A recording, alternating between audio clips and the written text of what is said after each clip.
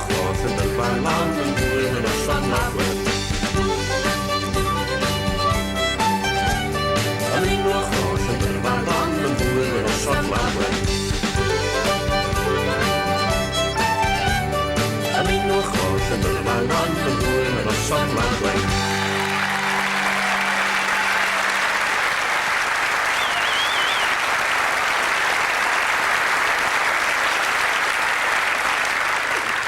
Wel, noswaith dda chi a chroeso cynnes iawn i chi yma heno I faes sioe'r tair Sir Unedig yma yng Nghaerfyrddin. Mae yna wledd ar y cyfer chi heno, a ceb wastraffu eiliad yn agor, rowch croeso cynnes iawn I gôr arbennig o Rydaman, dan arweiniad ei harwenyddes Catrin Hughes. Llais i'r cwm!